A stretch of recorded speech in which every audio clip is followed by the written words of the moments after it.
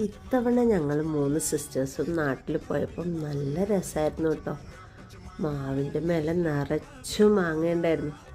ആദ്യമായിട്ടാണ് ഞങ്ങൾക്ക് ഇങ്ങനെ ഒരു അനുഭവം.